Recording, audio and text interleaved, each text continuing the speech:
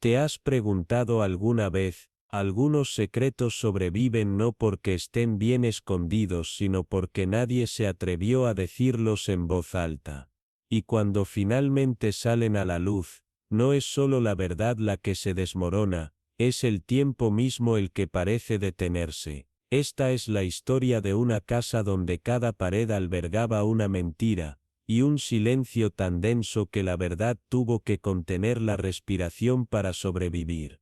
Pero un día ese silencio se quebró, y lo que emergió no solo destrozó el pasado, sino que sacudió el núcleo de la gente que queda atrás. El sol de primavera se filtró en un extraño silencio sobre el pueblo de Elbrook Hollow, lanzando vigas estrechas y moteadas a través de caminos de piedra musgosa y setos de la clima, como si la naturaleza misma estuviera tratando de iluminar una verdad mejor en la sombra. Se deslizó suavemente a través del jardín de la señorita Eliza Wren, una mujer de edad tranquila y una visión inquietante, que se arrodilló entre sus que no me olvidan, su capó se inclinó justo así, sus dedos profundamente en el suelo como si sintiera un latido de latidos largos. Las cerezas cayeron con flores demasiado pesadas para abril, pétalos que se extendían como confesiones silenciosas en la caminata de grava del jardín.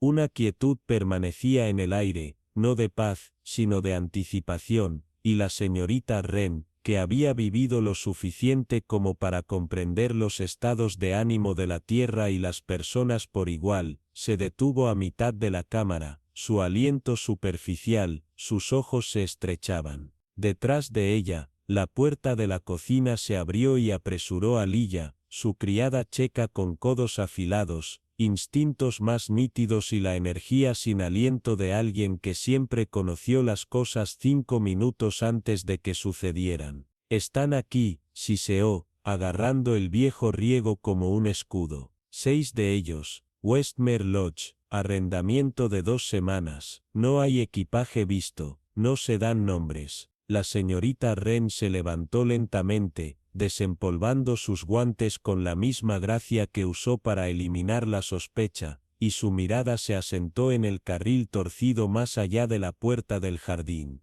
Westmere se había quedado abandonado desde el invierno, la familia Vance había desaparecido durante la noche, sus persianas dejaban aleteando, su perro encontrado paseando la cocina vacía. Que alguien había tomado el lugar ahora, parecía no simplemente curioso, sino que se sentía como una perturbación. Los aldeanos, siempre interesados en la rutina y el ritmo, comenzaron a susurrar. En el tendero, el señor Brent, murmuró como el caballero de cabello plateado del albergue nunca lo miró a los ojos, y pagó con monedas que se sentían extrañamente suaves y demasiado frías. La señora Dunn de la biblioteca señaló que una de las mujeres, de cabello oscuro, siempre enguantada, nunca tocó un libro, solo pasó los dedos por las espinas como si estuviera recordando en lugar de leer. Y en la capilla de St. Ethel, los visitantes no vinieron a rezar, sino a sentarse en silencio en el último banco, inmóviles, como si esperaran que llegara algo antiguo. La señorita Wren observó, catalogando en silencio lo que otros ignoraban, el hecho de que siempre caminaban en parejas, nunca rompieron la formación, y nunca ni una sola vez se dirigieron por su nombre. Luego vino la muerte. En la 4ª mañana, el señor Horace, mudo, delgado, tranquilo y perpetuamente pálido, se encontró en el huerto detrás de Westmere. Su cuerpo se desplomó contra un reloj de sol cuya sombra apuntaba a ninguna parte. Fue Roland, el invitado de hombros anchos y demasiado entusiastas, quien afirmó haberlo encontrado, aunque no una gota de rocío se aferró a sus zapatos y su voz carecía de rastro de sorpresa. El médico, convocado con poca urgencia, murmuró de musgo resbaladizo, una caída, el borde de piedra agrietado cerca. Pero la señorita Wren, quien pasó la puerta del huerto más tarde ese día en su caminata habitual, se detuvo. Algo estaba mal. Un rastro de pétalos azules triturados, forget-me-nots, desde el sol hasta el banco cerca de la cerca, donde un bastón para caminar con mango de latón descansaba de forma antinatural, recto, casi colocado. Se dobló y lo estudió, sin tocar, solo observando, su aliento se apestaba. El bastón tenía iniciales grabadas en guiones extranjeros. Esa noche, cuando los aldeanos se reunieron en el salón de la iglesia con pastel de esponja y especulaciones, el estado de ánimo era menos dolor y más inquietud. Nadie podía decir quién había sido Horace, o qué hizo, o por qué había sido parte del grupo. Los otros, sus supuestos compañeros, no lloraron, ni siquiera parpadearon. Simplemente se ajustaron, como los actores entre escenas. La señorita Wren sorbió su té y vio las sombras tocar las cortinas. Recordó un sueño que había tenido 3 noches antes, un líquido negro sangrante y 6 sombras de pie en un anillo, cantando un nombre que ya no podía recordar al despertar.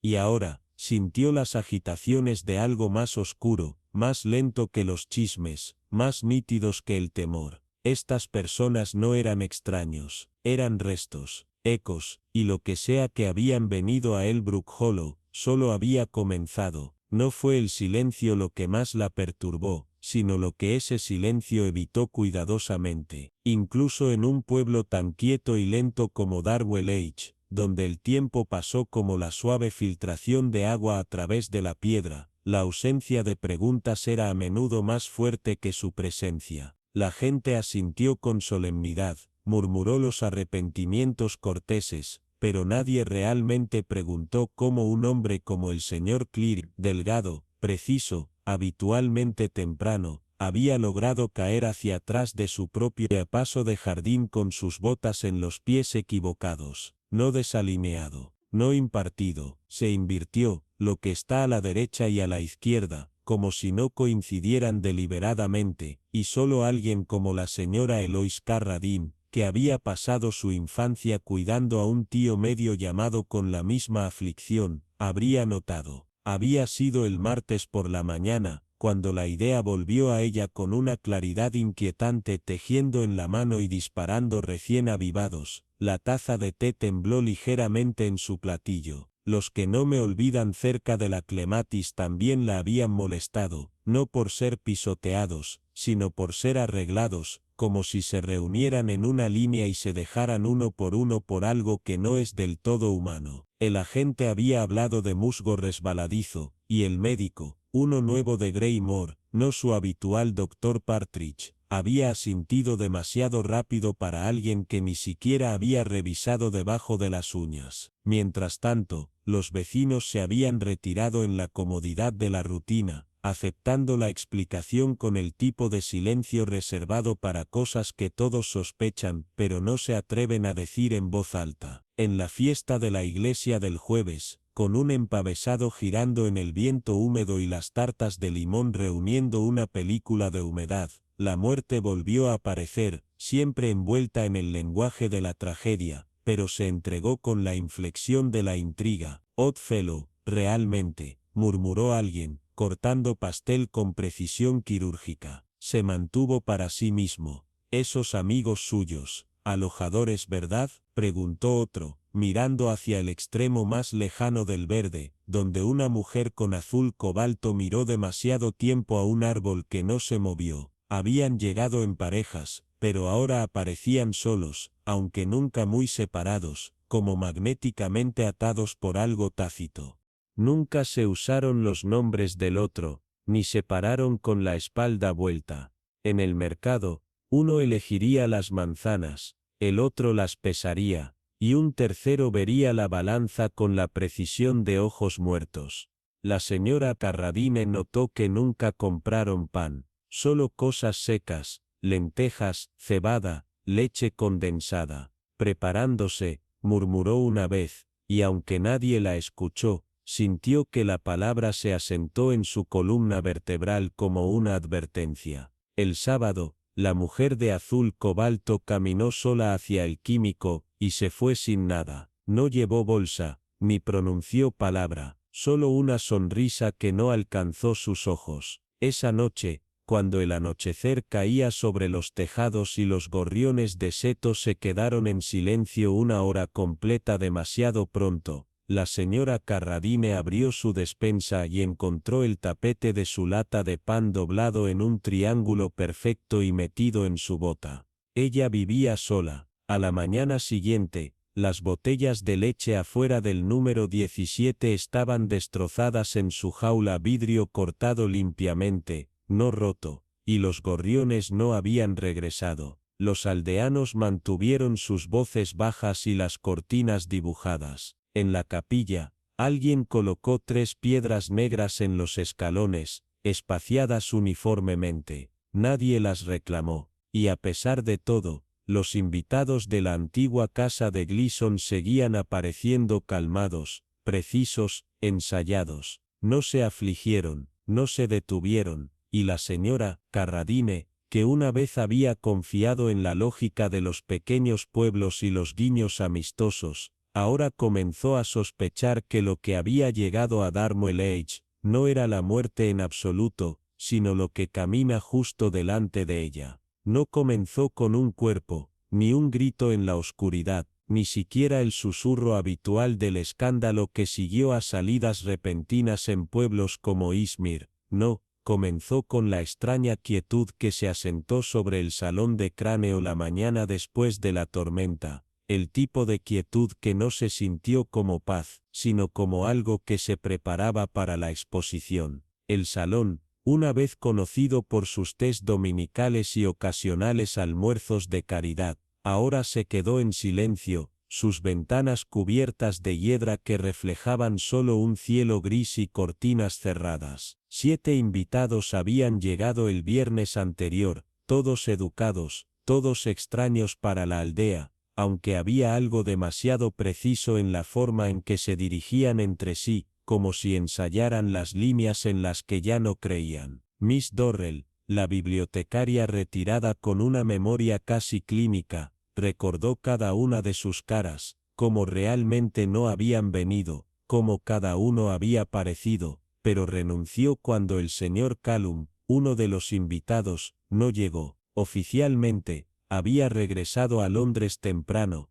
pero no se vio ningún carruaje, no se reservó un boleto de tren, y su equipaje permaneció en el vestíbulo durante 3 días completos, hasta que desapareció en algún momento de la noche, sin un sonido ni explicación. Nadie del pasillo le pidió al tendero que entregara esa semana. Las botellas de leche permanecieron intactas en el porche, y la criada de la panadería susurró que la puerta trasera se mantenía atornillada desde el exterior, una extraña elección, ya que el jardín no pasaba por alto nada más que el bosque. Aún más extraño, la señorita Armitage fue vista quemando algo en el incinerador del jardín, tal vez, aunque un deslizamiento se soltó antes de que el fuego lo tomara, y un niño juró que tenía una cresta militar en su esquina. Luego vino el reloj desaparecido, encontrado encajado debajo del banco de palo de rosa cerca del seto este, se detuvo a las 2:14 a.m. Su carcasa rayada, su cara ligeramente empañada, como si hubiera sido presionada contra tierra fría antes de moverse. Esa misma mañana, el perro del reverendo se negó a pasar la cerca del norte, quejándose de algo que nadie más pudo ver.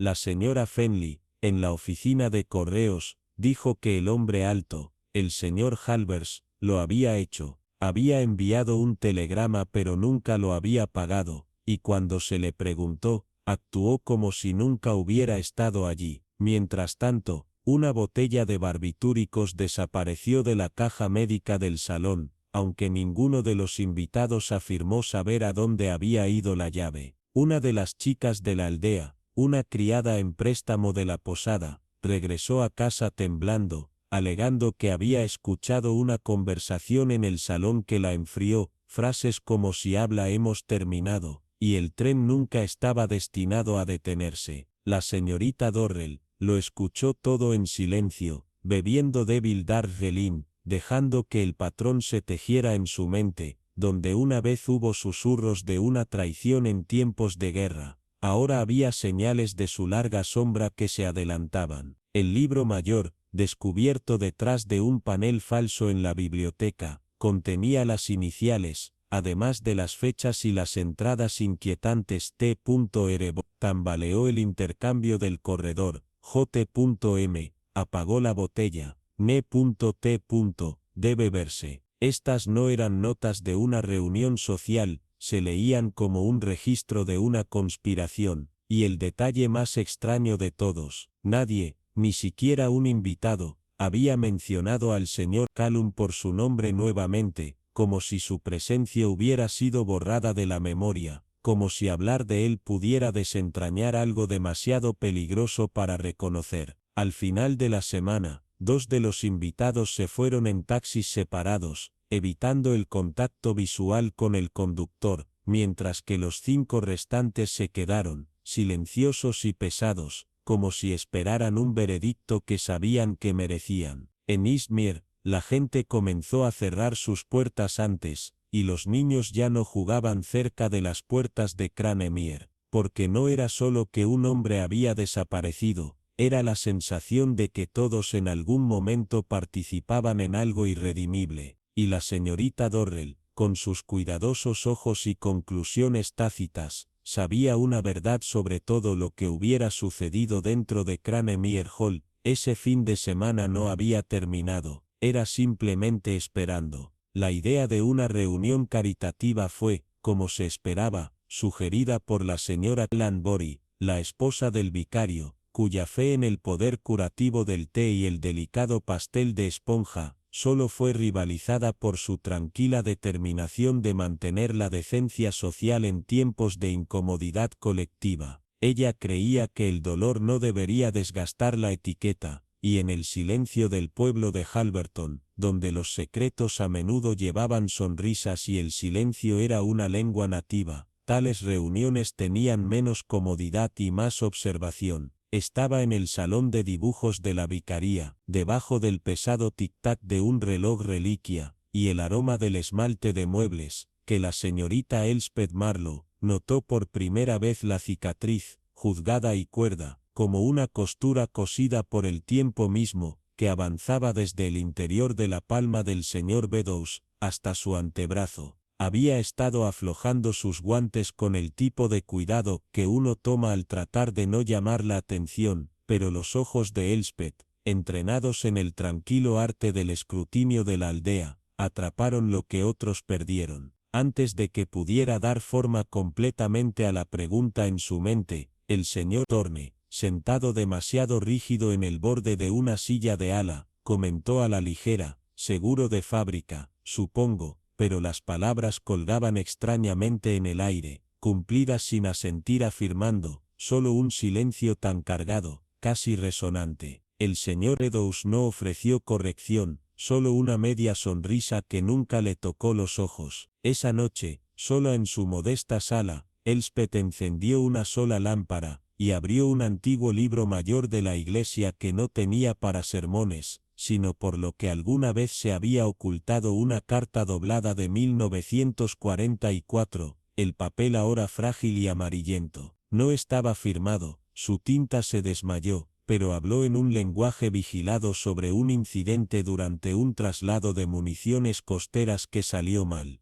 4 hombres regresaron, dijo, pero un quinto nunca lo hizo. El silencio es más seguro que la verdad, concluyó la carta siniestramente con las iniciales E.M. Siva y garabateadas en el margen. Elspeth nunca había entendido por qué la carta había llegado a ella, o qué debía ver con eso, hasta ahora. Días después, cuando el viento de primavera doblaba los setos fuera de su cabaña, llegó un sobre grueso con su nombre en guión inclinado y elegante, sellado con una cresta de cera que no reconoció. El interior fue una invitación al té en Moor Valley Lodge, una vez una gran finca, ahora parcialmente renovada, de pie con el tipo de orgullo que solo proviene de olvidar lo que una vez sostuvo. La anfitriona era Lydia Harscombe, née Bellor, una mujer ausente de la órbita social de Halverton. Elspeth llegó con prontitud. Sus zapatos se cruzaron en la grava que se sentían demasiado recién estrenados, y Lidia recibió con una suavidad que se sentía practicada. El interior de Morvale era austero, saboroso, limpio, pero frío como una verdad envuelta en seda. Comenzaron con bromas, flores de jardín, la lluvia del jueves, el nuevo aprendiz del carnicero. Pero debajo de todo había algo más, una tensión en el tono de Lidia, un temblor en su mano mientras vertía el té, su brazalete plateado que tocó una vez demasiado fuerte la olla. Luego, como si se desatara un hilo cuidadosamente oculto debajo de los bordados, Lidia murmuró: «¿Recuerdas a Elis?» No. Elspeth no habló, ella solo asintió. Su memoria regresó al susurro moribundo de un soldado en 1946, quien dijo: «Dejamos uno atrás, no por accidente». El nombre de Elis nunca había llegado a los registros, ni su rostro a las fotografías, pero aquí estaba nuevamente, levantándose por debajo del peso de 2 décadas de silencio. La voz de Lidia se volvió delgada. Todos estábamos allí, Harold, Peter, Beddoes, Félix. La orden de transferencia fue apresurada. Uno de nosotros puede haber asegurado que permaneció incompleto. Sus ojos, generalmente estables, ahora brillaban no con lágrimas, sino con el tipo de temor que viene solo de la verdad que se acerca. Elspeth sintió que el aire cambiaba. También se sentía la presencia sutil de culpa que caminaba sin ser vista por la casa. En la repisa de la chimenea, sobre la chimenea, se sentaron 4 fotografías con tonos sepia, hombres jóvenes con uniforme, todos alejándose ligeramente de la cámara, como si no estuvieran listos para enfrentar lo que les esperaba. Lidia reveló que alguien había entrado en su bodega recientemente, no para robar, sino para devolver algo. De una bolsa de terciopelo, produjo una placa de perro oxidada, sus números débiles pero inconfundibles, 5147. El aliento de Elspeth se quedó atrapado. Era el mismo número grabado en el margen de la vieja carta, la misma que una vez había descartado como sin sentido. Lidia se inclinó, su voz ahora apenas por encima de un susurro. No se suponía que fuera olvidado, pero uno de nosotros se aseguró de que lo fuera. Afuera el viento sacudió el panel de la ventana como dedos golpeando para ser dejados entrar. Elspeth sabía entonces que esto no era solo un té entre viejos conocidos, esta era la lenta resurrección de una verdad demasiado larga enterrada, un cálculo que había esperado pacientemente el tiempo para aflojar las lenguas y enfriar los bordes de la negación. La guerra había terminado hace años, pero el silencio que dejó atrás acababa de comenzar a hablar.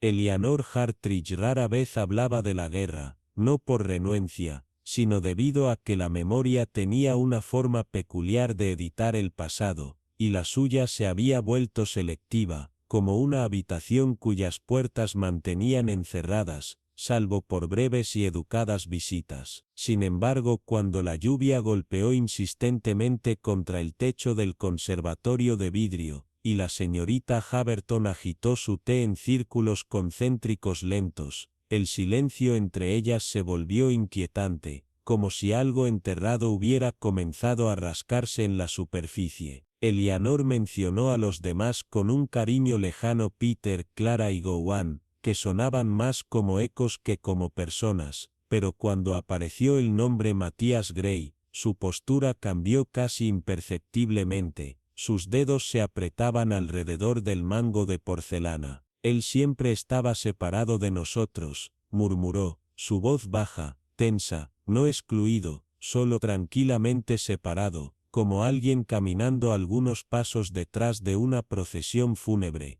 tampoco ausente, simplemente no con nosotros. La señorita Haverton no interrumpió, solo asintió suavemente, como si hubiera medido la memoria sin fuerzas para cambiarla. Todos regresamos o dijimos que lo hicimos, agregó Eleanor después de una pausa, pero los moros retuvieron algo de cada uno de nosotros, una sombra que no podíamos sacudir, incluso a la luz del día. Evitó el nombre del cabo que había desaparecido durante la tormenta de marzo de 44, el que los informes oficiales declararon perdido por el clima y error de cálculo, pero cuyas pertenencias habían sido devueltas en silencio 6 semanas después, dobladas demasiado bien para ser un accidente. ¿Te mantuviste en contacto? La señorita Haverton preguntó, su tono delicado. Eleanor dio una sonrisa frágil. Cumpleaños a veces, cartas cuando la culpa se hizo más fuerte que el silencio. En su mayoría evitamos los aniversarios. Matías solía enviar versos escrutinos, poesía o líneas que sonaban como ambos. Ahora había algo afilado debajo de su sonrisa, como vidrio debajo de terciopelo. Recordaba demasiado. Ese siempre fue el problema con él, recordaba las cosas que olvidamos a propósito. La señorita Haverton notó la forma en que la voz de Eleanor se suavizó y endureció a su vez, como alguien que intentaba tener afecto y resentimiento en el mismo aliento. No era nuestro capellán, oficialmente, continuó Eleanor, pero cuando el real cayó enfermo, fue Matías quien se paró junto a la linterna y leyó en voz alta. No solo los sermones, leía verdades,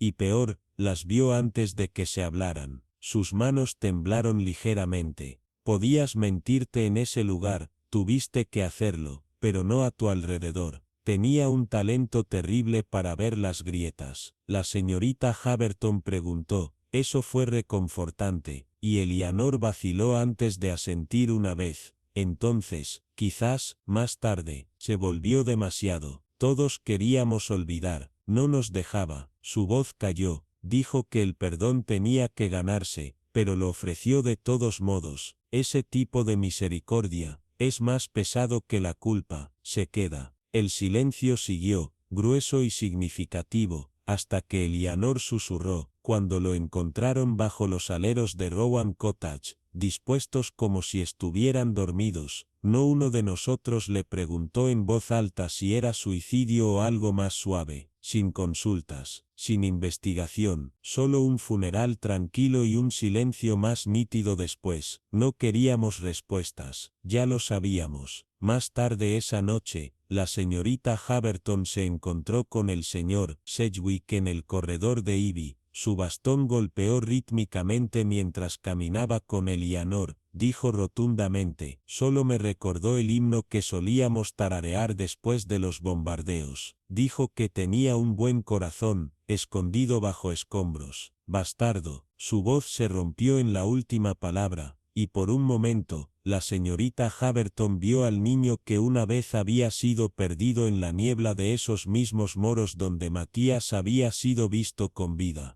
La señorita Haverton entendió entonces, no eran los secretos que ataron a estas personas, sino la presencia de alguien que se había atrevido a verlos, y ahora que se había ido, su memoria no se convirtió en un fantasma, sino como un espejo de lo que no podían mirar hacia otro lado. Había algo en el aire que surgió en Windmere Hollow, una quietud demasiado deliberada, como si la naturaleza misma estuviera conteniendo la respiración por algo que hace mucho tiempo. La mansión en Briar Edge, una vez un santuario de rutina y silencio, había adquirido un peso extraño, como una habitación que recientemente había sido desocupada por un secreto que ya no se contenta con esconderse. Lady Imogen Winterbourne, que había abandonado durante mucho tiempo el sentimiento de simetría, se encontró cada vez más distraída por lo que no se dijo, por las pausas en una conversación que se extendieron un segundo demasiado tiempo, por las miradas que no lograron cumplir con sus destinos. El grupo que se había reunido allí, tan civilizado en apariencia, tan cuidadosamente arreglado como porcelana en un estante de salón, le dio la mano extraña del piso teselado en el conservatorio. Cada azulejo distinto, pero el diseño nunca se alinea. Estaba el erudito que ya no hablaba de libros, el pianista cuyas manos ahora temblaban al tocar marfil, la viuda que llevaba la banda como si el resto no pudiera ver, y siempre el reverendo, Elijah Cairn, que alguna vez había mantenido sermones en las rafters destrozadas, y cuya mirada ahora se demoraba demasiado en las puertas cerradas. Imogen recordó cómo, Hace años, durante un apagón en el 43 EGU, había escuchado las mismas voces murmurando secretos en un refugio de bombas debajo de la Cruz del Rey. Entonces no conocía sus nombres, pero ahora sabía sus silencios. Cada uno de ellos tenía algo sin derramarse, como la vieja nieve debajo de los árboles de hoja perenne. Elijah había regresado cambiado, no con heridas sino con conciencia, y eso a menudo era peor. No recordaba la sangre sino que sangraba y por qué. Cuando fue encontrado, arrojado como un profeta dormido debajo del arco de piedra en las ruinas de la capilla, los dedos se aferraron a una carta que nadie afirmó haber enviado, nadie preguntó quién podría haber esperado con él en la noche, o por qué los pájaros no habían regresado a los árboles de arriba. El agente de la aldea lo llamó exposición, pero aquellos que lo conocían, realmente lo conocían, sintieron algo más, no ausencia, sino interrupción. Días después, como la señorita Eloise Penner, una archivera retirada con un recuerdo como un libro mayor, revisó el registro de visitantes, encontró un nombre rayado en una mano tan deliberada, que su eliminación dijo más de lo que su presencia podría haberlo hecho. Ella también notó que el candelabro de la capilla, que Elijah siempre pulió antes de la oración, no se tocó durante 3 días antes de su muerte, sin un hombre tan meticuloso, tan ceremonial. Y se habló, susurró sobre el té y bajo aliento, que alguien había recibido un telegrama 3 noches antes del incidente, entregado no por el costoso habitual, sino por un extraño que nunca regresó por el carril. Y Moken, de pie en el umbral del jardín días después, notó cómo el suelo había sido perturbado, no cerca del lugar de descanso de Elijah, sino a lo largo del seto donde la hiedra se volvió más salvaje, el camino muy utilizado por aquellos que buscan evitar los ojos de la casa principal. Ella no necesitaba pruebas, ya no, había visto la forma en que el dolor reorganiza a las personas, cómo no mata sino que desfigura, las calma en actuaciones de supervivencia. Y ahora, ella creía, no, ella sabía, que Elijah no había muerto por lo que él confesó, sino por lo que él se había negado a enterrar con el resto de ellos. El suyo no fue un asesinato de motivo, sino de memoria. Y los que quedaron atrás no estaban de luto a un hombre, estaban huyendo de una verdad que había hecho demasiado visible. El pasado, se dio cuenta, no regresó en tormentas o gritos, llegó a sobres sin direcciones de devolución, en la forma en que alguien dudaba en una escalera familiar, en el sente de lavanda en guantes que no se habían usado en años. Lo que haya sucedido durante ese invierno final de la guerra, cualquier pacto se había hecho en esa bodega debajo de la rectoría, no había terminado con la paz, solo se había disfrazado de tiempo. Esa mañana, cuando Evelyn insistió suavemente en que todavía estaba en su habitación, algo sobre su voz, la calma desconcertante, la pausa calculada antes de hablar, cerrada a la señorita Elinor Harrow, como un hilo soltado de una tela bien tejida. En la superficie, no era nada, solo otra mañana,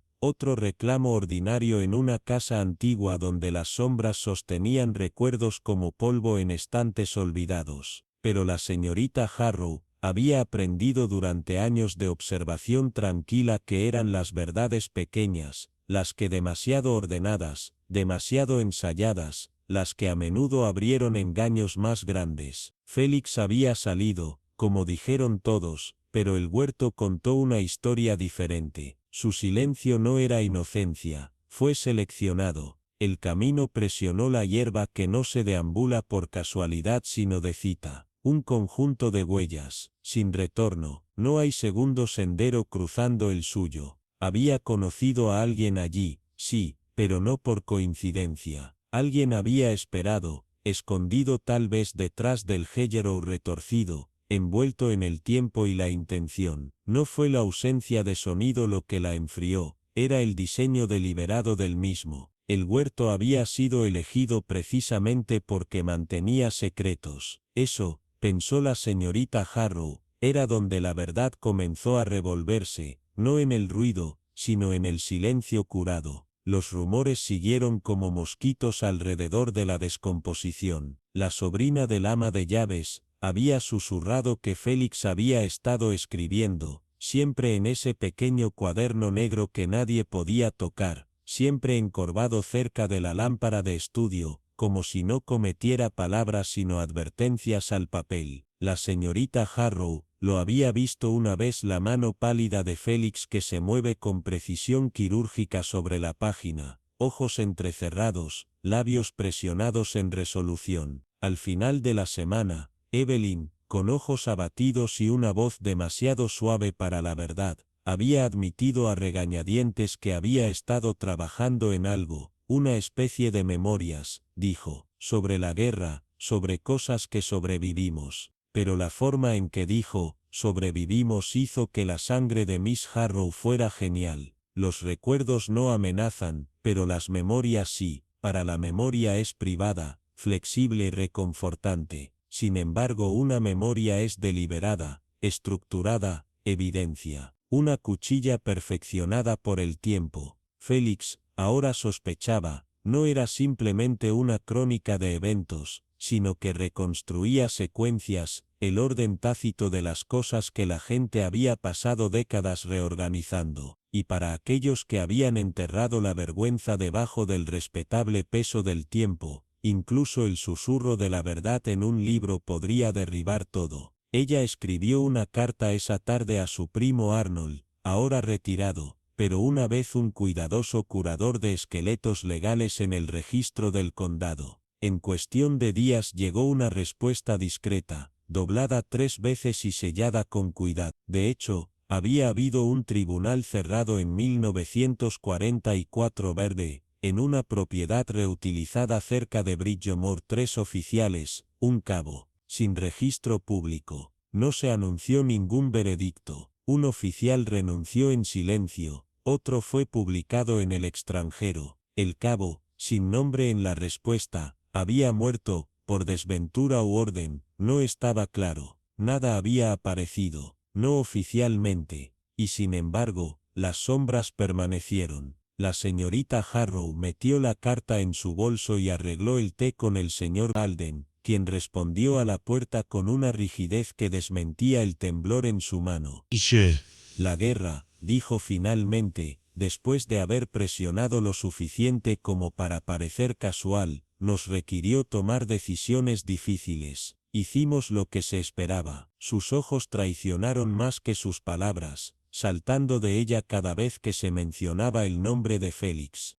Tuvimos que proteger a las personas, agregó, pero la forma en que lo dijo, la señorita Harrow entendió. No habían protegido vidas, tenían reputaciones protegidas. Y ahora Félix, el estilo y tranquilo Félix, lo había desenterrado todo, no acusar, sino simplemente para recordar. Y el recuerdo, ella sabía demasiado bien, era más peligroso que la culpa. La culpa podría ser negada. El recuerdo permaneció como humo, imposible de sostener e imposible de ignorar. El pueblo en la superficie seguía siendo habitual, visitantes bien vestidos que pasaban cortésmente, fiestas de jardín, campanas de iglesias, risas en la tienda de té. Pero algo debajo había cambiado. El señor Vale, una vez tan compuesto, ahora agarró su bastón como si pudiera traicionarlo. Evelyn sonrió con el tipo de suavidad que ocultó un grito.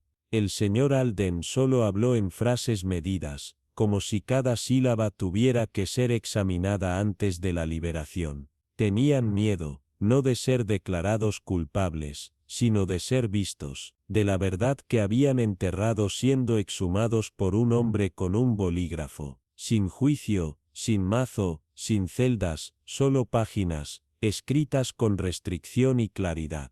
Y en esas páginas se desharían décadas de silencio curado. La señorita Harrow lo vio ahora. Félix no había simplemente entrado en el huerto ese día. Lo habían llevado allí, no por engaño, sino por convicción. Él creía que el pasado merecía una voz. Alguien más creía que debería permanecer enterrado. Y en ese choque, de memoria y silencio, de confesión y ocultación, cuesta el verdadero crimen, no de lo que sucedió en la guerra, sino de lo que se hizo para mantenerlo oculto. Entre los 6 invitados alojados dentro de los corredores cargados de sombras de Grymire House, donde el tiempo se aferró a las paredes como la hiedra y el silencio resonó más pesado que los pasos, fue el señor Caleb Thorne, quien más tranquilamente perturbó la sensación de orden de la señorita Holloway, aunque no se desplomó con el encanto tan famoso como el señor Linton, ni le echó al señor Linton, ni a la señora Magnia,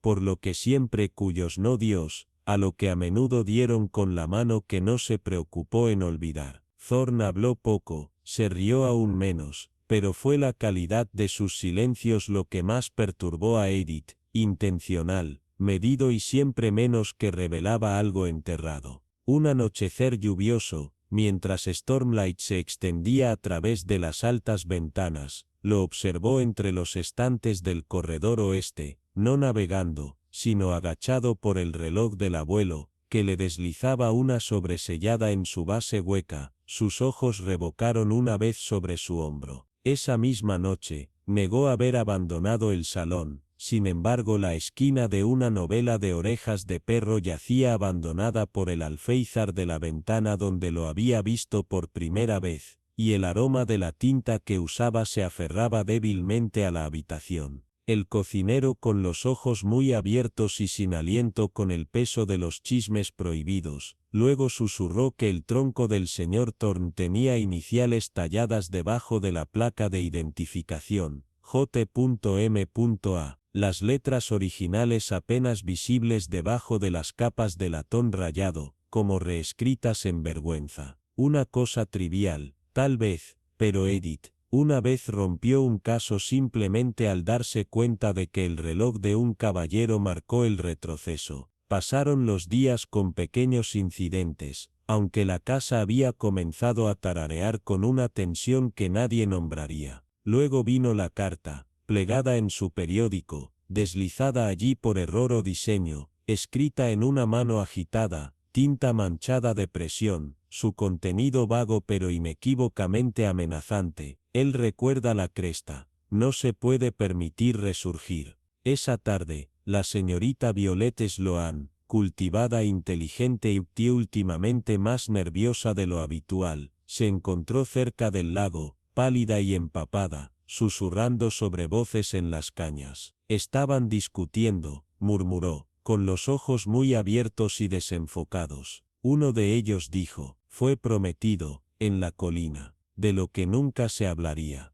Thorne, cuando se le preguntó más tarde, reclamó ignorancia de la cresta por completo, pero el viejo Pierce, el jardinero, señaló que alguien había estado cavando allí hace días, justo cerca de la cruz de piedra cubierta de musgo que una vez marcó un monumento de guerra, cavando solo en niebla, mucho tiempo pasado. A la mañana siguiente, un olor desagradable que se elevaba del sótano, llevó al lacero a descubrir un viejo abrigo militar a medio cable, relleno detrás de las cajas de vino, abierto como si fuera por bayoneta, y el nombre débil pero legible por dentro, Ido Craigles, un joven teniente, oficialmente marcado como desaparecido en acción desde 1919, cuyo destino había perseguido el pueblo y dejó una cicatriz en su silencio. Cuando se le preguntó, Thorne parecía genuinamente conmocionado, pero se le vio horas más tarde quemando algo en el hogar. Reclamó viejas facturas, pero entre las cenizas, la señorita Holloway encontró un botón de latón a medias, y el borde quemado de un mapa, con líneas de trinchera todavía ligeramente visibles. Cuando el inspector Dalloway finalmente llegó, Lean, sin prisas y con los ojos de un hombre que hace mucho tiempo dejó de creer en la coincidencia, no perdió el tiempo. No creo en los fantasmas, murmuró después de una lenta encuesta del salón, pero sí creo en las deudas no pagadas durante mucho tiempo. Fue Dalloway quien descubrió las letras, se llevó dentro de la pierna hueca de la mesa del billar, amarillento y tembloroso de edad,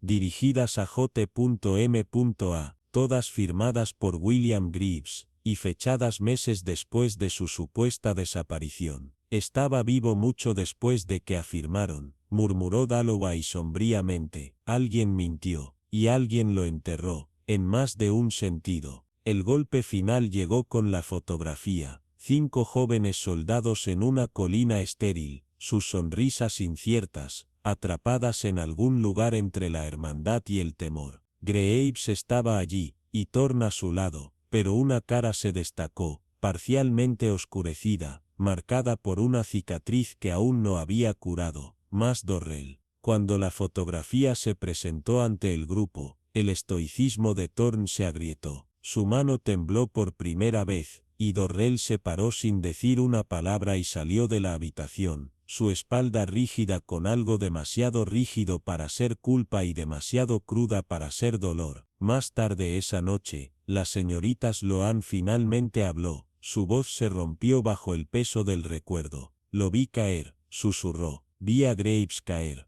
pero no en la batalla, no como dijeron. La verdad, al parecer, nunca fue enterrada. Estaba oculto a la vista, en los silencios compartidos entre hombres que habían sobrevivido algo que deberían haber pagado. Thorne había regresado para no matar, sino para evitar que el pasado se eleve y exponga a los vivos. La traición no era nueva, simplemente había estado esperando como una página manchada de sangre doblada dentro de un libro olvidado, para alguien lo suficientemente imprudente o valiente como para abrirlo. Y señorita Holloway, tejiendo en silencio junto al fuego mientras la casa finalmente exhalaba sus secretos, sabía esto, la guerra había terminado, sí, pero lo que dejó atrás nunca había dejado de librar. Hubo una tranquilidad calculada en la forma en que la verdad parecía desenroscarse en Elbridge Hall, no como una historia que finalmente surgió, sino como una que alguien fue cuidadosamente uniendo, alguien que ya conocía su final, algunos que habían ensayado cada revelación, plantado cada pista donde tendría el mayor impacto, y esperaba pacientemente que otros tropiezaran sobre ellos. La señorita Agatha Wren notó esto no en el ruido de las acusaciones, sino en los espacios entre los espacios, los momentos en los que las personas se detuvieron un segundo demasiado tiempo, donde las miradas no dejaban cariño sino miedo, donde los hechos cayeron en su lugar demasiado limpio, demasiado convenientemente.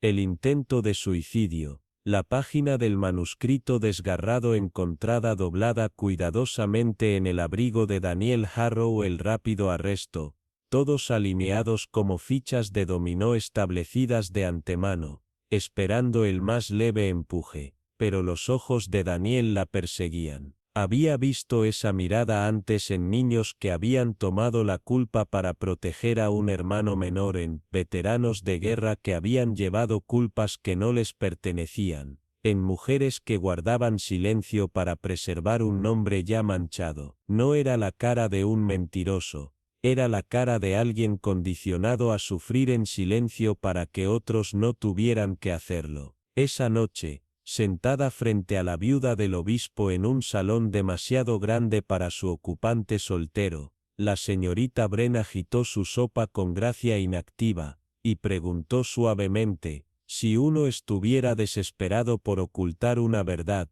¿llevaría una pieza escrita sobre su persona? Lady Hemsley parpadeó, visiblemente sorprendida. Ciertamente no, eso sería una tontería, derrotaría todo el propósito. Bastante, murmuró la señorita Wren, su voz ligera, pero sus pensamientos pesados. Daniel Harrow, acusado de envenenar al difunto Félix Arden e intentar terminar con su propia vida de vergüenza, se había encontrado con la evidencia más condenatoria doblada cuidadosamente en su bolsillo interior, una página del último trabajo de Félix, críptica pero inconfundible, que sugería secretos oscuros dentro de la familia Marchmont. Pero si realmente temía la exposición, ¿por qué mantener tal cosa? ¿Por qué no quemarla? ¿Por qué no arrojarla al lago que crecía detrás de la finca como un segundo ojo vigilante? A menos que no lo hubiera colocado allí mismo, a menos que alguien quisiera que lo encontrara allí,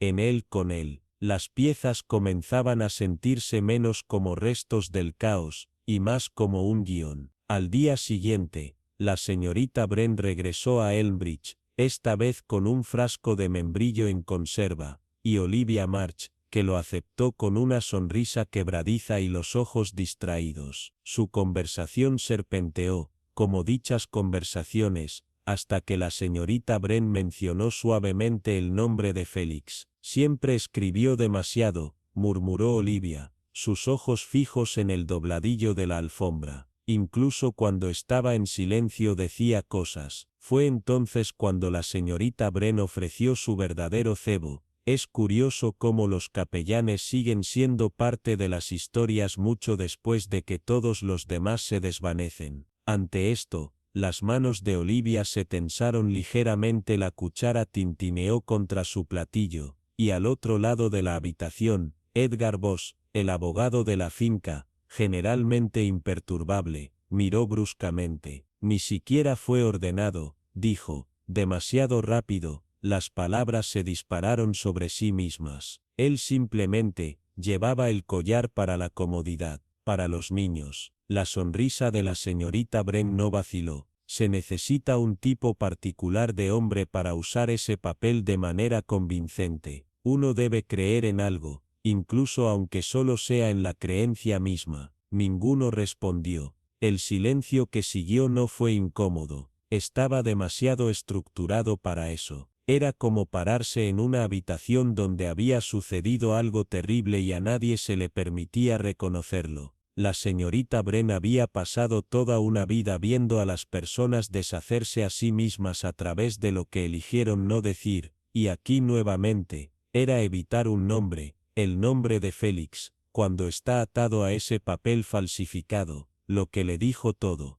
Había escuchado, tal vez incluso perdonado, y por eso se había hecho peligroso. Alguien había confesado algo que ahora deseaba borrar. Esa noche, la señorita Wren se sentó en su estudio, el fuego se redujo a un débil aliento naranja, y miró su punto de cruz intacto mientras la lluvia se deslizaba por las ventanas como lágrimas negadas. Sus pensamientos volvieron a Daniel Harrow, su silencio no en blanco, sino lleno de intención. Hace años, en Kingsbury un niño había sido acusado falsamente de robar el cofre parroquial. No había hablado en su defensa porque el verdadero culpable había sido su hermano mayor, y su padre, un magistrado local, le había susurrado, familia antes que la verdad.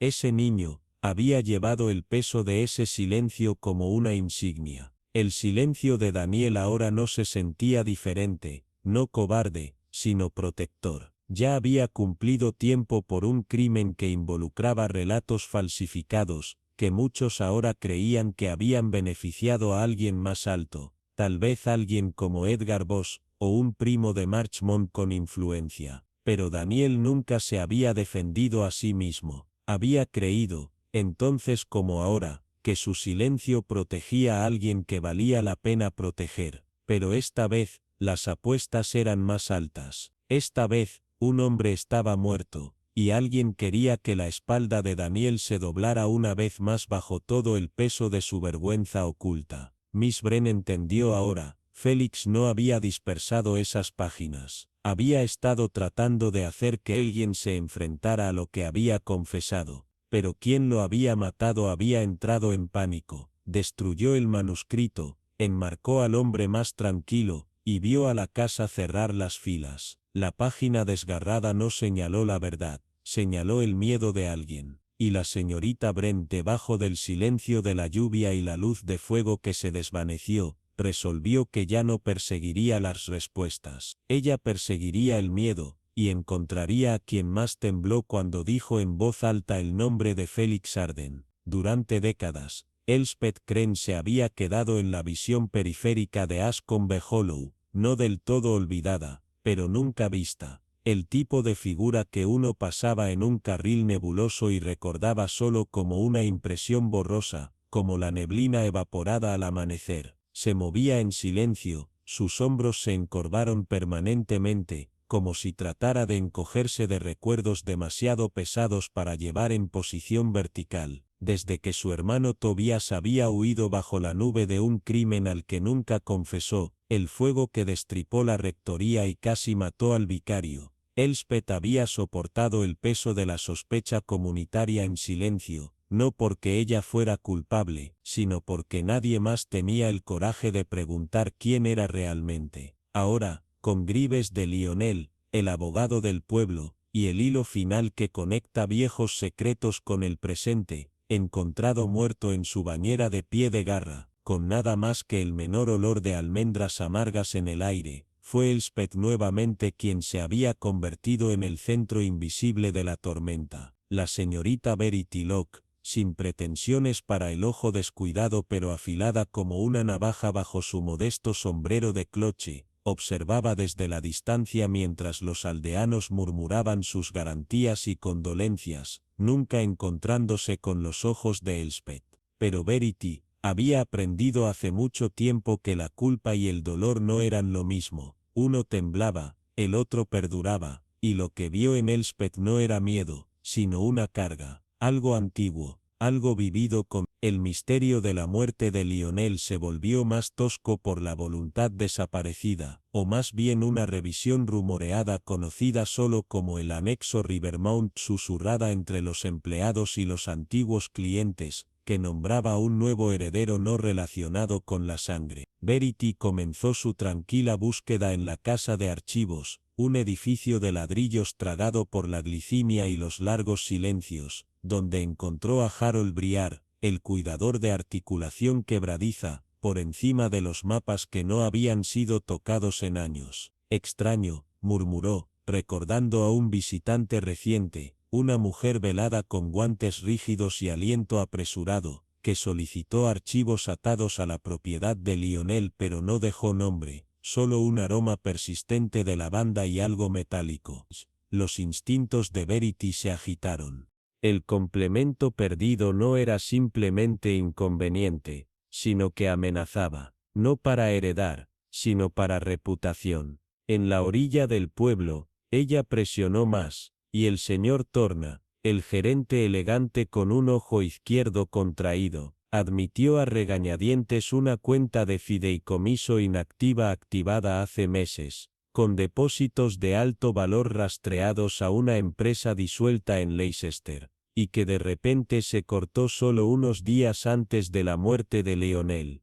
Tales cosas suceden, dijo, vacilante, cuando los secretos crecen dientes. Verity entendió, a alguien le habían pagado para permanecer en silencio, y cuando Lionel trató de cambiar eso, tal vez reconociendo a Elspeth, o nombrando una verdad por completo, alguien lo silenció, pero los senderos de dinero no fueron el único mapa a seguir. Verity comenzó a reexaminar la comunidad misma, viejas amistades, disputas olvidadas hace mucho tiempo, la extraña forma en que la gente se negaba a hablar directamente el nombre de Elspeth. Ella notó que Evelyn Braddock, una vez el cliente más confiable de Lionel, quemaba un paquete de cartas cerca del seto del cementerio. Notó el temblor de las manos del reverendo Shaw todos los domingos cuando leía el mismo pasaje sobre la verdad para encontrar su camino hacia la luz. Y siempre Elspeth, silencio estable, mirando como alguien ya preparado para el juicio. La comprensión de la señorita Locke no fue en un instante, sino en la tranquilidad entre las respiraciones. Lionel no había tenido miedo de morir, había tenido miedo de lo que quedaría atrás, no solo un testamento, sino una confesión incrustada en legados y nombres enterrados. Y Elspeth, la mujer que nadie escuchó, había sido la única presente cuando esa verdad se pronunció por primera vez, hace años, en Fuego y Miedo. La ciudad pensó que se había quedado en silencio fuera de vergüenza. Pero Verity ahora entendía, se había quedado en silencio para proteger a aquellos que no lo merecían. Y cuando los pagos se detuvieron, también lo hicieron su paciencia. Mientras Verity escribía una carta a su confidente en Lincolnshire, sus pensamientos giraban con una sola certeza escalofriante. La cara de la mujer olvidada era a menudo la que lo sabía todo, Y esta vez, el silencio de la aldea no sería suficiente para sofocar la verdad que Elspeth llevaba en sus manos cansadas y desaceleradas. Tavistock no era un hombre que uno recordara fácilmente. No era el tipo para llamar la atención en una habitación llena de gente, sino más bien una figura que apareció más tarde, inesperadamente, en las oscuras esquinas de la memoria, como un aroma atrapado en un abrigo de invierno olvidado hace mucho tiempo, discreto, restringido, pero silenciosamente atento. Oficialmente, era un archivero del ministerio, un custodio de silencio encubierto en carpetas y archivadores, pero su vocación privada era más delicada, documentaba lo que otros ignoraban, anomalías que reunían polvo como esporas, nombres fuera de lugar, fechas no coincidentes, informes revisados lo suficiente para confundir sin corregir, órdenes firmadas por hombres ya muertos.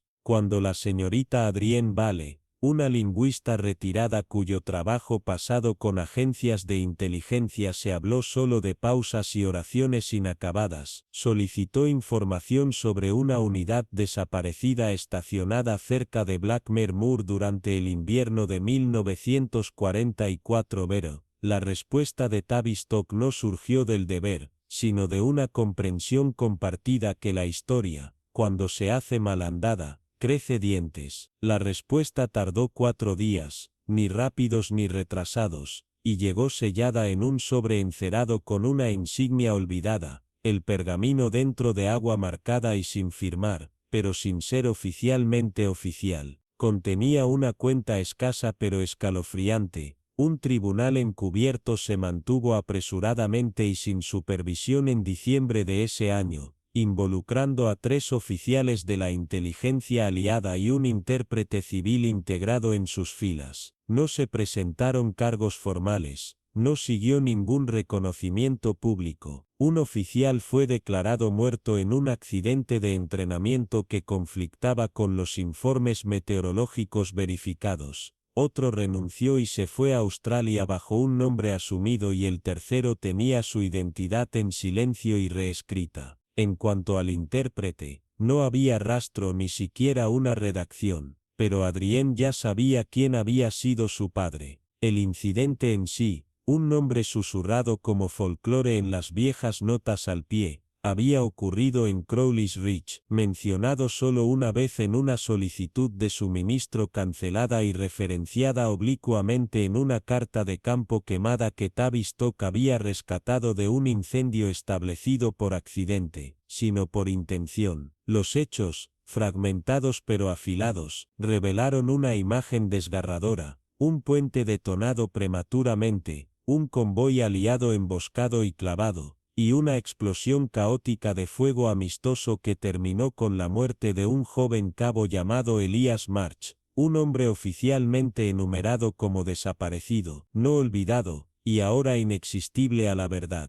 Los hombres sobrevivientes, entonces jóvenes, asustados y comprometidos, habían elegido el silencio sobre la investigación, el miedo sobre la justicia. No firmaron nada, no confesaron nada, pero llevaron la verdad como una vieja herida, invisible pero sin cicatrices, que se profundizó con cada reunión pasajera hasta que se convirtió en leyenda. Pero ahora, ese silencio se había roto. Julian Hollow, una vez capitán de actuación de la unidad, y hace mucho tiempo un recluso perseguido por susurros y letras medio terminadas, había muerto solo en su estadio desmoronado, dejando atrás un sobre sellado debajo de su cama, y una fotografía que se desvanece con las palabras infórmalos a los que saben en el margen. El sobre contenía un manuscrito, no una memoria, sino un cálculo frío, detallado y condenatorio. Los nombres fueron redactados, pero los detalles, códigos operativos, hábitos, frases sangraron, inconfundibles para aquellos que lo habían vivido. Hollow había escrito para no despejar su conciencia, sino para obligar a otros a confrontar la suya.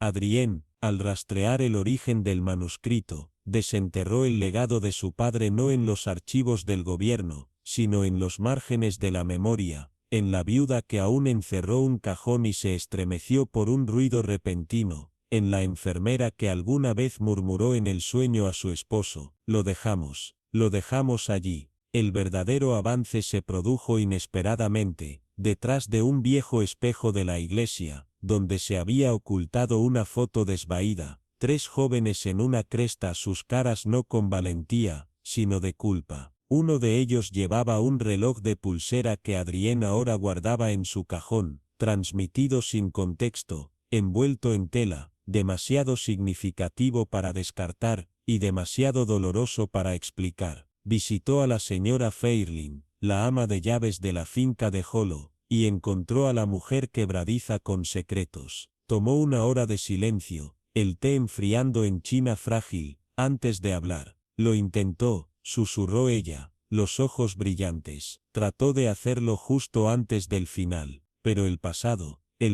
no se olvida, ¿verdad?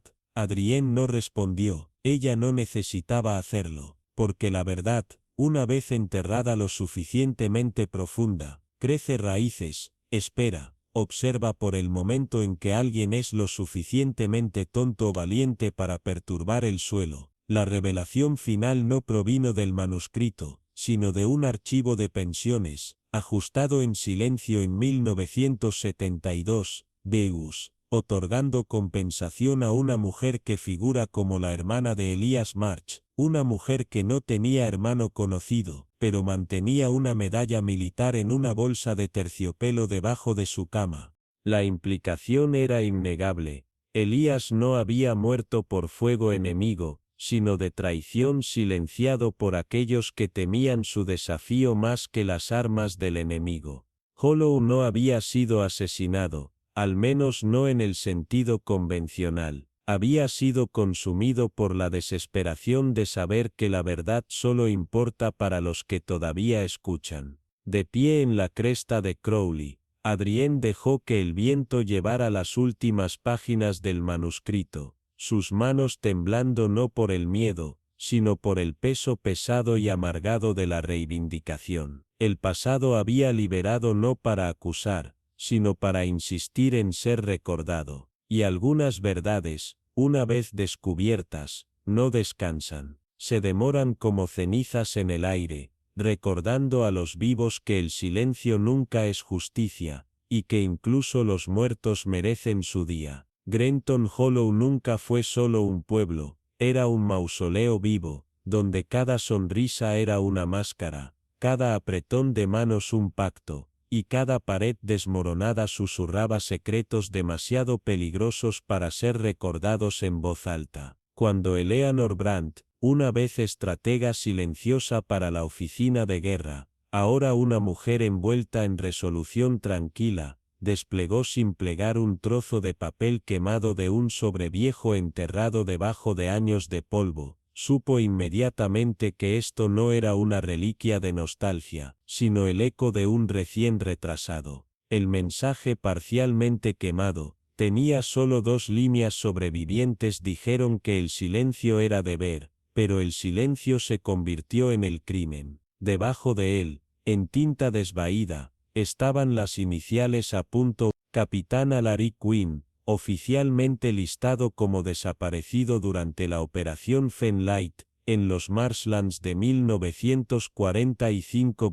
pero Eleanor sabía mejor. Wynne no había desaparecido en manos enemigas, ni se había ahogado en aguas turbias. Había sido borrado deliberadamente, su nombre no enterrado con los muertos, sino con los inconvenientes. Ahora, décadas después, su fantasma había regresado, no en espectre, sino en verdad crudo e inacabado. Los llamó a todos al salón de la antigua casa señorial, no por acusación, sino por iluminación. Los miembros sobrevivientes de esa operación se presentaron uno por uno. Sir Thomas Gray, rígido y frío como siempre, tocando el bastón como un reloj de tic-tac. Margot Elwyn, cuya sonrisa practicada apenas ocultaba el miedo en sus ojos. El obispo Edwin Marsh, labios presionados en oración, pero las manos temblando con una culpa que ningún sermón podría absolver.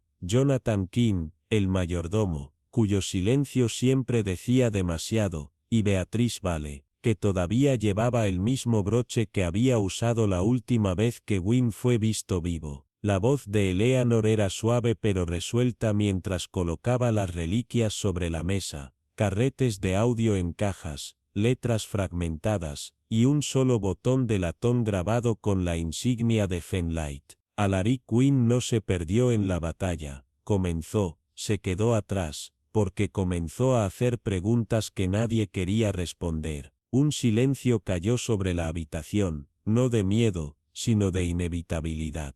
El tipo de silencio que significa que algo sagrado está a punto de romperse. Eleanor reveló una transmisión decodificada que mostraba que la señal de Gwyn había sido manipulada, no por el enemigo, sino desde adentro. No era una amenaza, dijo, hasta que comenzó a escribir, no para condenar, sino para descubrir, no para culpar, sino para nombrar. Entre los fragmentos había una página de su cuenta inacabada, sin nombres, solo iniciales, incidentes codificados, referencias veladas, pero la intención era clara, estaba mapeando la podredumbre debajo de sus medallas y bromas. Beatriz miró hacia otro lado, la postura de Graye vaciló, Mars agarró el crucifijo en su garganta, pero no dijo nada. Eleanor colocó un memorando clasificado en la mesa, el nombre de Gwyn redactado, reemplazado por sujeto eco 9,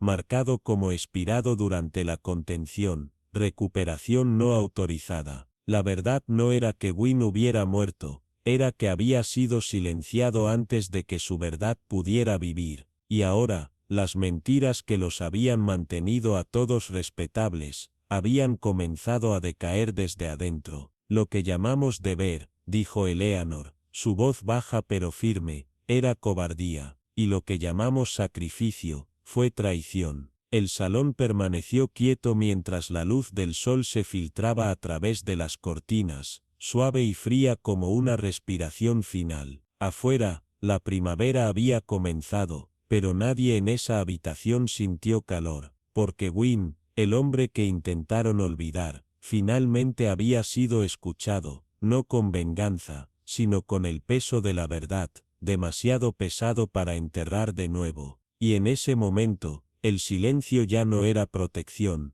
era culpa haciéndose más fuerte que cualquier confesión. Era apenas 23, idealista, leal y valiente en la forma en que solo los que no han sido tocados por la traición pueden ser, y él confiaba en ustedes. Todos ustedes sentados en esta sala que pretendían que el pasado no había llamado. La señorita Hailwell, su voz gentil pero atada con acero, los ojos escaneados como una cirugía que exponía las viejas heridas, preguntó, ¿y no hay nada que hayan respondido en el condado de la colina, el condado de los ojos? El borde de su taza de té tembló, la mirada de Evelyn vaciló, y el padre Mallory miró sus manos con susurros, como si les rogara que se quedaran quietas. Murió en una misión que nunca fue destinada a suceder, nunca autorizada, nunca cuestionada, y sin embargo, uno de ustedes dio el mando, otro se puso de pie, y el resto eligió la comodidad del silencio, ese peor tipo de mentira, del tipo no contado, pero preservado como polvo debajo de una alfombra que nadie se atreve a levantar. Se detuvo cuando el viento revolvió las cortinas, como si el pasado en sí hubiera entrado a través de una grieta. Solo Callum se resistió, solo se atrevió a preguntar por qué, y por eso pagó, no en el exilio, sino en la Esure. Sus palabras cayeron como guijarros en aguas profundas, tranquilas pero interminables en sus ondas. No hubo investigaciones, continuó, solo una transferencia conveniente, una recomendación reeditada, y un obituario cuidadosamente redactado que hablaba sobre valor, pero no del hombre, de sacrificio, pero no de la verdad.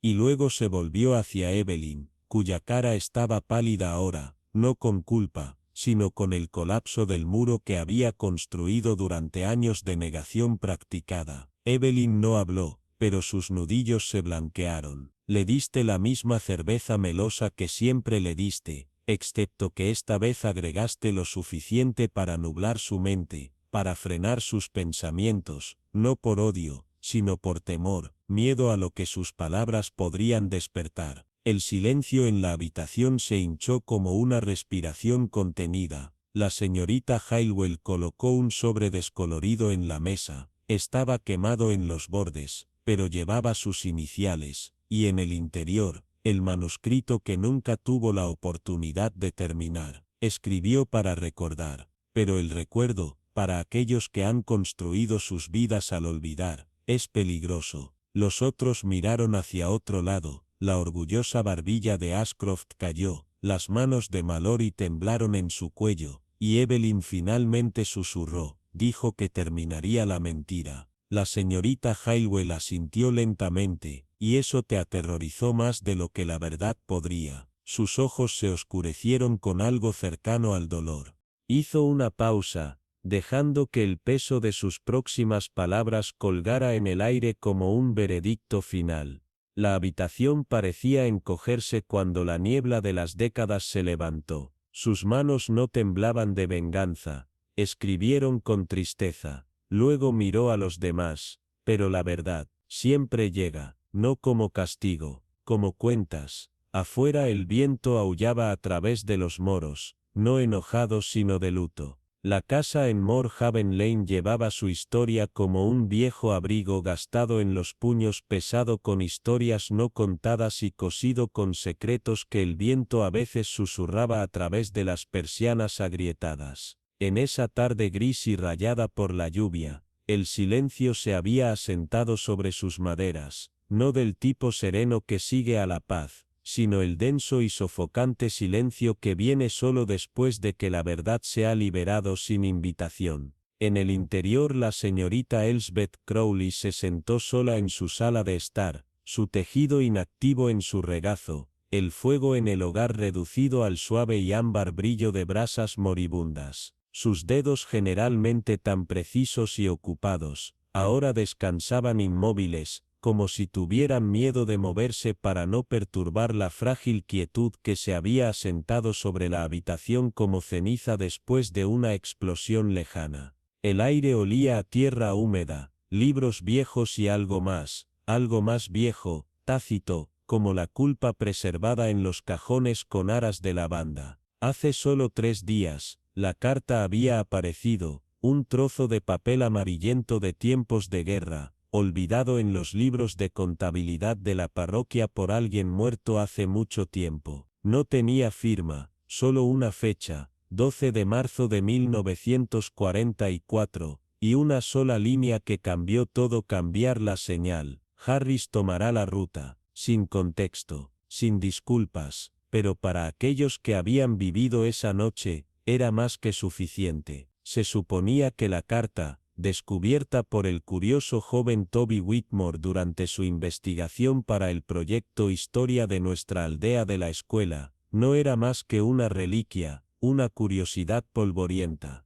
Pero Toby, de ojos afilados y buen corazón, había hecho preguntas, del tipo equivocado, del tipo que despertó a los viejos fantasmas. Había venido a la puerta de la señorita Crowley, sus mejillas sonrojadas por el frío, la carta en la mano y una inocencia en los ojos que hacía que su estómago se torciera de temor. Ella sonrió, le ofreció té y tarta de melaza, escuchó sus preguntas y mintió, gentilmente, cuidadosamente, pero la mentira se había derrumbado incluso antes de que saliera de la puerta. Esa noche, cuando la lluvia cayó como la memoria misma, Toby nunca regresó a casa. Su bicicleta fue encontrada justo después de Black Fen Hollow, retorcida en el marco, un neumático todavía giraba en la oscuridad, su cartera yacía cerca, su contenido disperso por el barro, libros escolares, una caja de lápices y esa carta, ahora manchada de lluvia pero aún legible. El pueblo contuvo el aliento, los susurros se levantaron como niebla,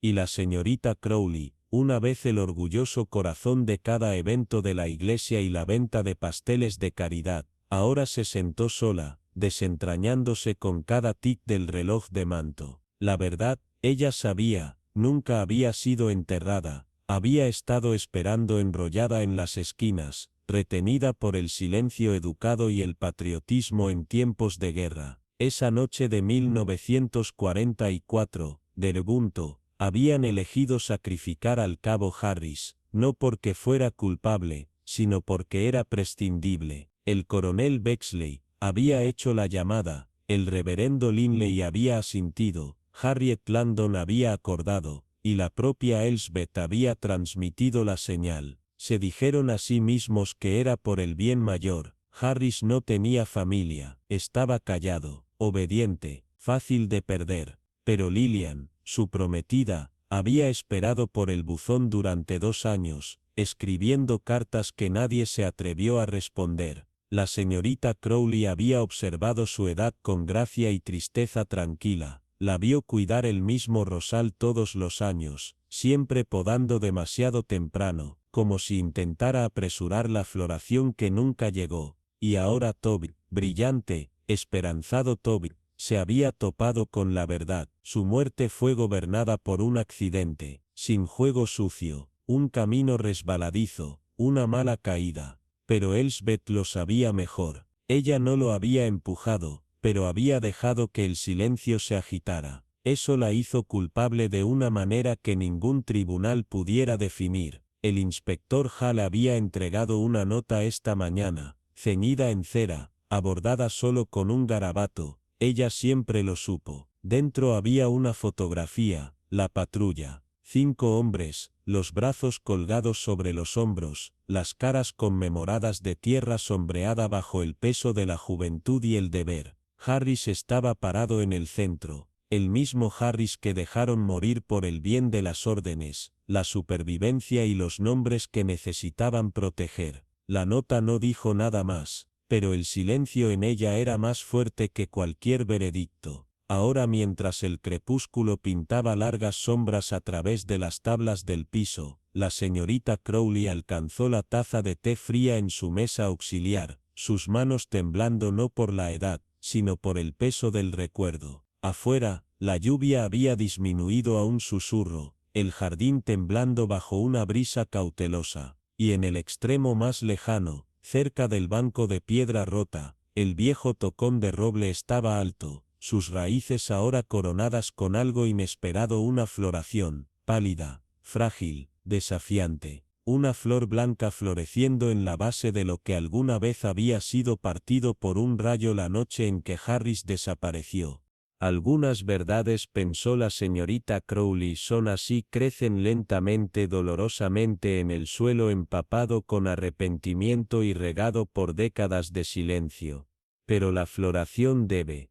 La redención, después de todo, no es una gran trompeta o el golpe de una campana, es un susurro en la oscuridad escuchado solo por aquellos dispuestos a detenerse y escuchar. Ella cerró los ojos, dobló la fotografía suavemente y la metió debajo del reloj en la repisa de la chimenea.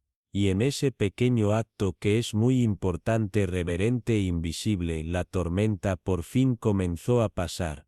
Pero las camelias blancas habían florecido al final, desafiantes y fragantes con la memoria, y eso, pensó Eleanor Redfern, finalmente era suficiente. Suficiente para agitar la verdad desde donde se había acurrucado durante mucho tiempo en las esquinas de su vida como humo debajo de las puertas cerradas. No había hablado esa noche durante 37 años, no desde que la niebla rodó sobre la estación de Wickmer y se tragó el último tren con destino a Dorsham Heath, de la que Charles nunca regresó. El informe oficial reclamó la interferencia meteorológica, el fracaso de la señal y el juego sucio, pero el pueblo recordó lo contrario, incluso si nunca se atrevió a hablar en voz alta.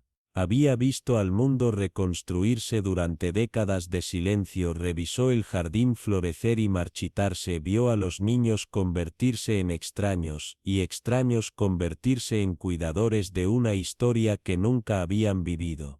Pero el silencio nunca está quieto, cambia, pulsa, espera. Y cuando llegó la carta, un sobre desvaído que llevaba su apellido de soltera y el temblor de la escritura a mano que una vez había rastreado a la luz de las velas, sabía que el pasado había encontrado su voz nuevamente. sin amenaza, sin acusación, solo una sola línea, no se cayó. Abriste la puerta, y sí, ella lo había hecho, no por malicia sino por miedo. Miedo a lo que Charles había descubierto sobre el trato de la tierra de Lord Hadersal, miedo a lo que esa verdad podría significar para el sustento de su padre, temor de que un solo paso hacia la justicia pueda aplastar a todos los que amaba bajo su peso. Entonces ella no había hecho nada, no mintió, no advirtió, solo abrió la puerta y se alejó, y Charles había desaparecido en la niebla y el mito. Pero las camelias habían florecido este año, suaves y fantasmas, a pesar de las heladas, a pesar del viento, a pesar de todo, y Eleanor, sentada junto a la misma pared del jardín contra la que una vez se apoyó mientras escuchaba el grito de metal lejano en los rieles, finalmente se permitió recordar sin darse la vuelta. No era la justicia de la sala del tribunal lo que importaba. Nunca lo había sido, sino el cálculo tranquilo de la memoria, la suave confesión tácita llevada en una carta que se deslizó debajo de la puerta, y el coraje de susurrar la verdad en voz alta en un mundo que había olvidado durante mucho tiempo cómo escuchar. Y tal vez eso es justicia, no venganza, no veredicto, sino el momento en que el alma puede respirar nuevamente bajo el peso de su propia honestidad. Porque como dijo la señorita Elara Finch, la mujer más tranquila en Croxhollow Lane sobre el Earl Grey y el roto rubor, el tiempo no perdona pero espera, y a veces espera a alguien lo suficientemente valiente como para notar lo que siempre estuvo allí. Lo que nos trae, querido oyente, si fueras Eleanor Redfern, guardián de un silencio que costó una vida, ¿habrías hablado antes o mantenido la puerta cerrada para siempre sin dejar que el pasado volviera a través del suelo de tu conciencia? Cuéntanos qué elección habrías hecho en el silencio entre la memoria y la verdad. Y si esta historia de susurrados cálculos provocó algo en ti, compártelo con alguien que cree en la justicia que no viene con un mazo sino con una flor floreciente y una mano temblorosa. Para más historias como esta, de secretos enterrados debajo de los setos, de pecados confesados por tazas de té que se desvanecen y misterios que se desenredan en los espacios entre las palabras, seguramente se suscribirá. Estamos agradecidos de que se unieran a nosotros en este tranquilo cálculo. Hasta la próxima, mantenga los ojos suaves, su té caliente y recuerde, el pasado nunca se ha ido, solo espera como camelias en la helada para que alguien lo vea florecer nuevamente.